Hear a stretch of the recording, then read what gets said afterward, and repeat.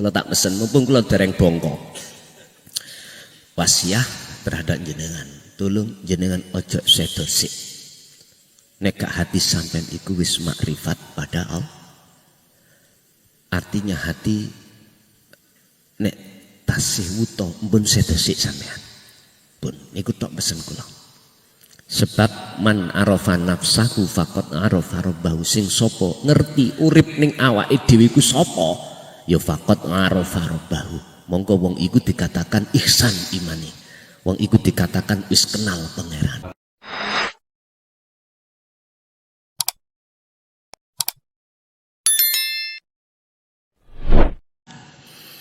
Bapak Ibu hadirin rahimakumullah, kula mboten kathah sing kula bahas, cuman paling tidak kula nyuwun wekdal setengah jam mawon. Kula tak nguri-nguri zamane Mbah Buyut jenengan kalih kula tentang memahami tentang tauhid, memahami tentang man arafa nafsahu faqad arafa rabbahu, mengenali tentang jati diri. Sebab mohon maaf berkenaan dengan walimatul arus niki kula yakin sedaya ingkang rawuh tidak hanya kemanten kekalih pingine ning dunya bahagia sa akhirate. Lah ngoten nggih. Pingine sedaya jenengan kalih kula di dunia ini mesti sedaya pengin bahagia dunia akhirat. Cuman akses resepe nopo? Apa cukup kita hanya mengandalkan amaliyah secara fisik? Boten cukup nek miturut dawuhipun Syekh Ibnu Athaillah di dalam kitab Hikam niku boten cukup. Ngapunten mbok menawi niki mengke ngajine kok ya sondok menyentuh tentang hati, mohon maaf.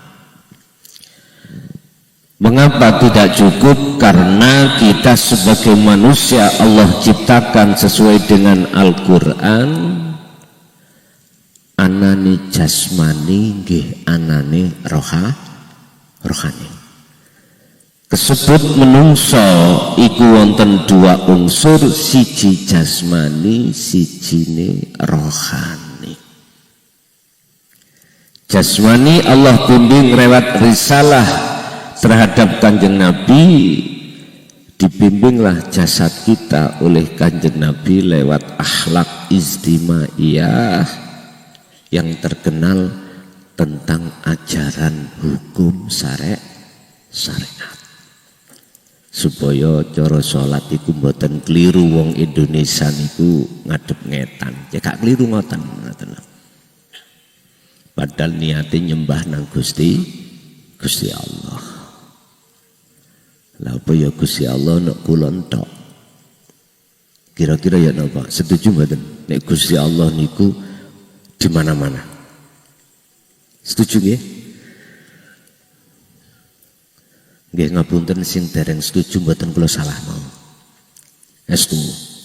Gusti Allah iku ana kula entok. Nggih, monggo kita belajar, saya juga belajar menghormati pendapat orang lain. Oke. Mengapa harus kita itu taat di dalam hukum syar'i? Itu karena dawuh Gusti Allah di dalam surat Al-Qasas ayat 77 atau surat Al-Baqarah ayat 238. Hafidhu 'alas sholawah was sholatil wusta wa qumu lillahi qanitin. Judulnya apa iki? Resep untuk bahagia. Wis judulnya niku. Resep untuk bahagia fid dunya wal akhirah. Pertama resepnya adalah kita tidak cukup untuk amaliyah ibadah yang bersifatkan jawareh jasad niki boten cukup. Alasannya apa? Karena kita manusia itu disebut manusia gesang ning alam dunya tidak hanya jasmani tapi juga rohani. Lewat surat Al-Qasas Allah dawuh wabtaghi ilaihi wabtaghi ila ma ataqallah darul akhirah. Wabtaghi raihlah ila ma maring apa ataka kang anugrahake ka ing sira sapa Allahu Gusti Allah.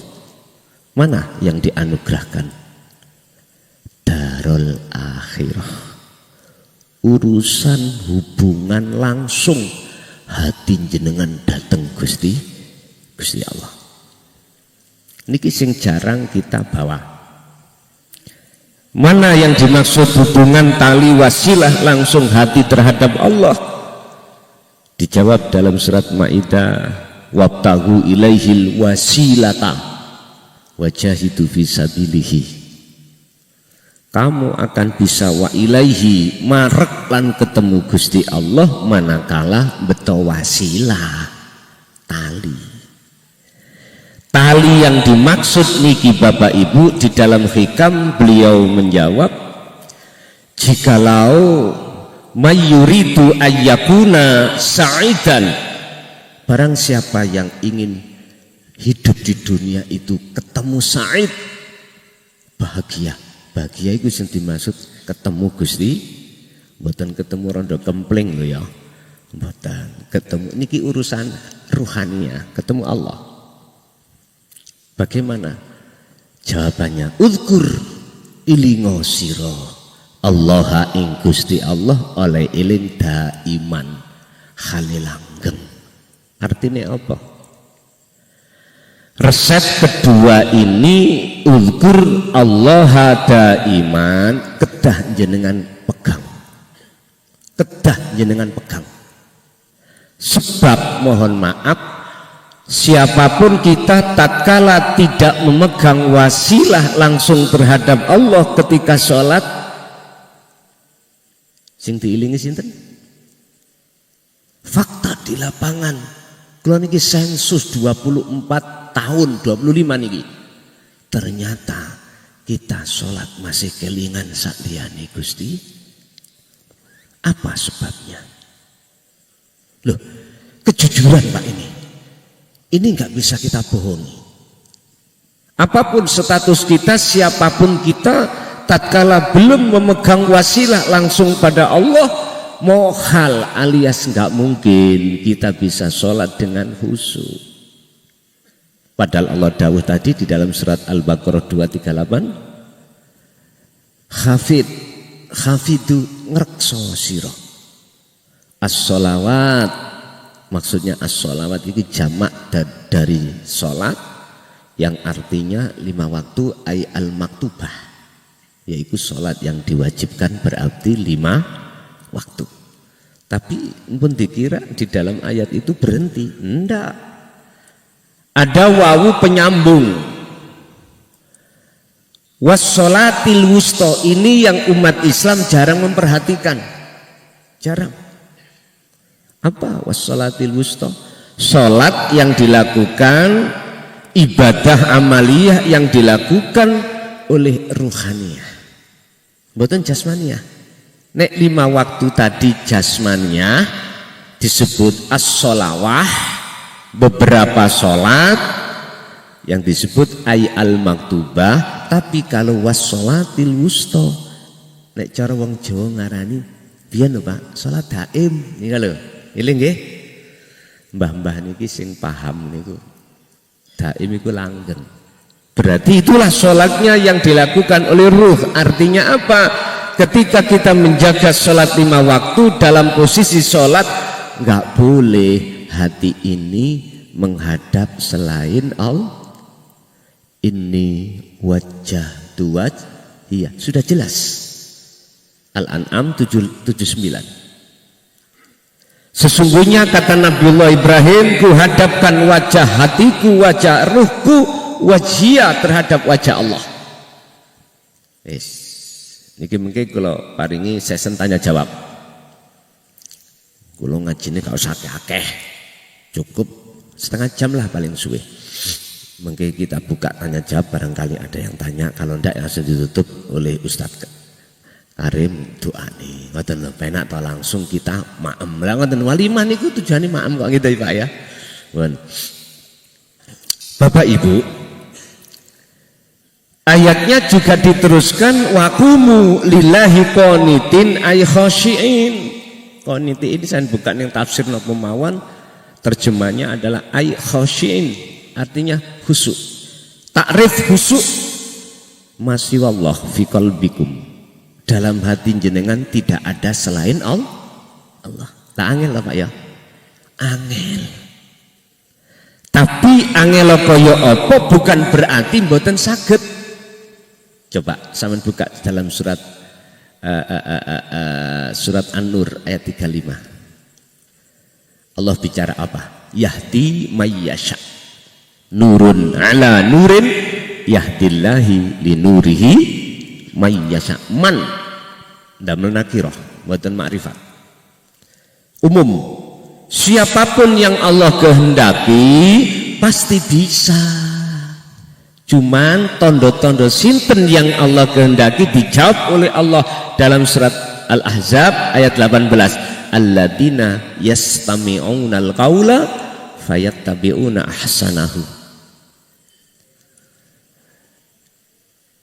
Itulah orang-orang yang tidak hanya mendengarkan, beriman tentang risalah yang dibawa oleh Kanjeng Nabi yang khusus ngebabno masalah hati yang disebut risalatut tauhidiyah, itu kita terima, kita angen-angen, kita hayati urip ning dunya iki kados ya napa. Tapi tidak cukup kita terima, tapi fayattabi'una ahsan, harus kita lakukan praktek. Ibaratnya nek cara salat sudah punya akses zikir tadi wasilah pada Allah langsung, piye carane untuk praktek? Sederhana Pak, sedikit mawon. Jenengan mboten kula anggap tiang lintu, kula anggap melebihi dari saudara kandung saya. Ngeten. Waktu jenengan sebelum takbiratul ihram sampai toto ati sampai dalam iman sing ihsan, percaya enggak berdiri kita karena didirikan Allah? Ning ati sampean percaya kak, sudahkah ada iman di dalam hati kita bahwasanya nafas keluarnya masuk bisanya keluar karena Allah? Sudah adakah iman di dalam hati kita, olehnya kita membaca arkanul sholah itu karena Allah? Sudahkah ada iman ketika kita rukuk yang merukukkan itu Allah? Kalau belum ada, coba ayo kita belajar sama-sama. Sebab gini Pak, Rasulullah sampun dawuh di dalam hadis sahihnya tentang hal ini, la haula wala quwata illa bil. Manusia sifatnya, kita manusia ini tidak bisa punya daya upaya apapun untuk melakukan apapun, baik itu mendatangkan manfaat atau mencegah mudarat. Ora iso. Contohnya kita tadi lho Pak, saged rene dhewe tah, saged kesini sendiri tah tanpa digerakkan Allah. Itu iman kita masing-masing Pak ya. Cuman aku yakin jenengan ingkang rawuh sudah ada sebetulnya iman itu di dalam. Cuman oleh karena tidak ada yang memupuk, tidak ada yang mengembangkan dari sisi ajarannya, sehingga prakteknya tidak bisa, maka takfirud dunya, nafsu membuat alasan untuk mempengaruhi terhadap hati kita, akhirnya kita boten saged. Ini kuncinya ada di sini, persoalannya itu. Makanya mohon maaf Pak,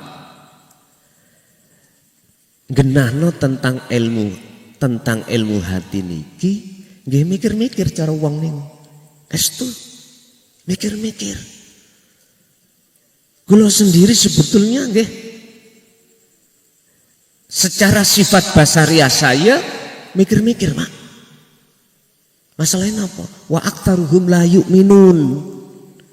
Kebanyakan nek wis kalau sudah kita bicara tentang dinut tauhid, umat manusia itu banyak yang lari. Tapi kalau saya bicara tentang bagaimana suksesnya dunia ini kita, gemerutuk, Pak. Ngapunten Kang, karena ini saya berdasarkan Quran dalam surah Al-Baqarah ayat 5 dan 6. Apa a'andartahum am lam tundirhum la yu'minun. Akhirnya apa? Khatamallahu ala qulubihim. Hati kita ditutup oleh Allah. Dengan bentuk mengizini nafsu untuk menggoda hati kita. Akhirnya kita selalu dihalang-halangi oleh nafsu sehingga kita waktu sholat itu tidak bisa khudur datang Gusti Allah.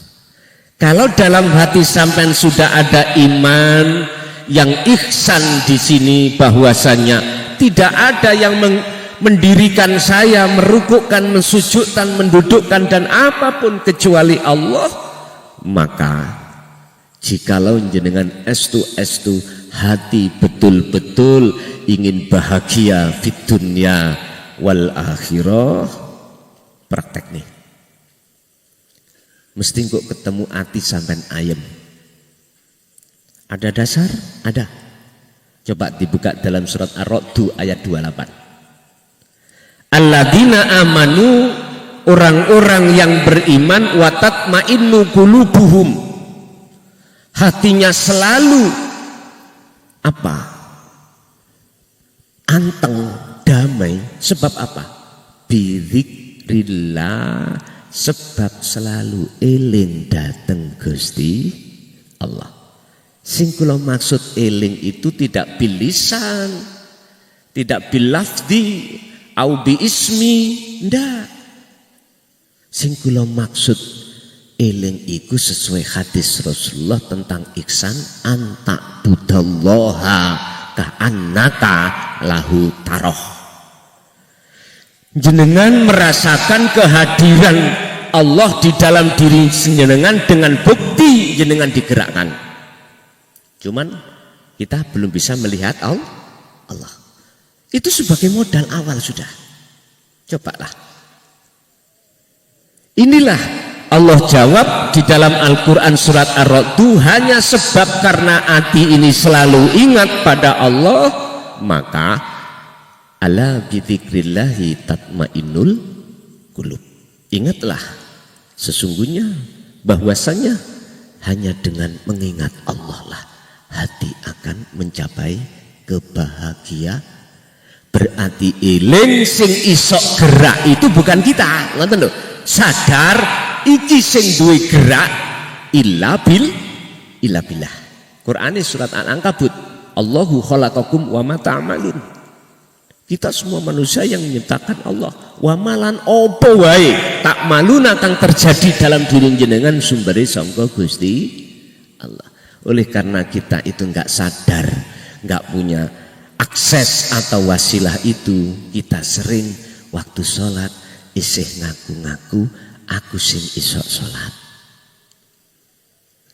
sing alim aku sing merasa alim, sing sugih aku sing merasa sugih, sing punya jabatan aku sing merasa punya wis. Ya iki sing disebut sopo siro, sopo ingsun, adigun wis Pak ibu nek baik ngeten. Makanya sisa waktu umur kita tinggal berapa kita tidak tahu.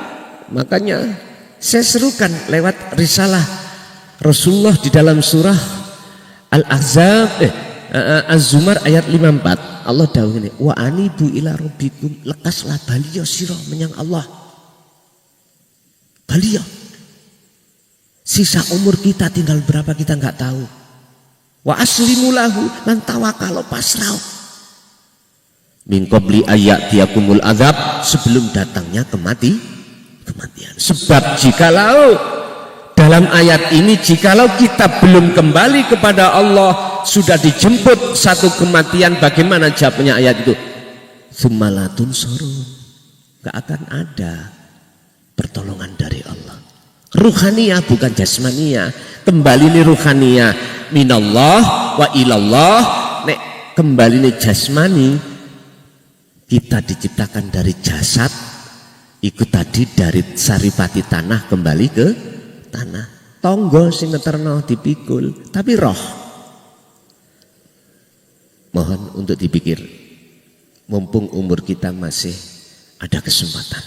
Apalagi yang punya diabetes, stroke ini lupa, hati-hati. Niku surat nopo, dibuka aja. Az-Zumar 54. Kembali ya lekas kau sebelum datangnya kematian. Bahkan ayat ini didukung di dalam surat Al-Isra ayat 72. Niki wah kula niki masyaallah nek ngrungokno ayat 72 surah Al-Isra ini mun saged tilem Pak. Ngeten. Mangkana fi hadhihi a'ma fahuwa fil akhirati a'ma wa adallu sabila. Jasad punya mata, hati punya mata. Jasad punya mata namanya ainul basyariyah untuk bersaksi memandang melihat wujudnya makhluk. Mata hati namanya ainul basirah untuk bersaksi asyhadu alla ilaha kecuali hanya pada Allah. Manakala siapa saat di dunia mata hatinya masih buta kepada Allah, terus meninggal, otomatis fahuwa fil akhirati amma, di akhirat pun ruhaniyah niki matanya juga buta. Wa adallu, bahkan iki ayatnya wa adallu lan lebih sesat apane sabilan, lebih gelap apane sabilan jalannya. Udah ngeri nek ngrungokno ayat niki Pak, pun ngoten mawon. Dadi kuncinya kita bisa bahagia fit dunya wal akhirah nika wau jenengan kedah senantiasa njogo zikir. Zikir itulah sing kula maksud wasilah. Sing tak maksud zikir bukan fil lughah, secara lugat ndak. Nek secara lugat kan iling. Tapi secara istilah maknawiyah adalah sadari ati yen kabeh apa sing muncul dan timbul sedaya makhluk iku sumbere sing gerakno mung Gusti. Pun ati dikongkon lungguh niku. Pun ngoten mawon. Mungkin sebelum ditutup doa, barangkali ada yang perlu ditanyakan tentang materi ingkang kula sampaikan. Monggo. Kula nek mastani Gusti biyen mleki. Ngelmu sing kaya ngene padha pendidikane. Pondok pendidikane kelas 4 itu sudah di BA di dalam Dinut Tauhid itu sudah dulu itu kelas 4 itu tidak. Cuman kula gelek riyo ngene gelut ambek beliau itu. Nggih aduh ngomong ngoten niku. Tapi gak tahu menang kali kula. Ngoten. Nah, napa sampean gak nyampekno tentang inti daripada ajaran Islam tauhid ini? Jawabane yus duduk faku wis kanggo aku dhewe ae. Ngoten, wis mbah. Memang resiko Pak, resikone luar biasa. Nggih. Nggih, menawi wonten monggo kula persilahkan.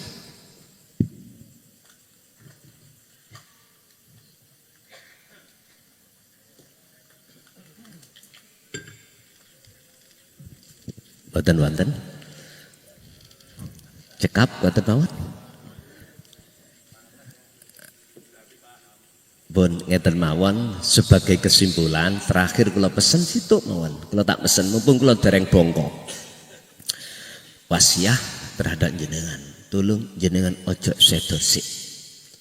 Nek gak hati sampean iku wis makrifat pada Allah. Artinya hati nek tasih wuto mbun sedo sik sampean. Pun niku tok pesen kula.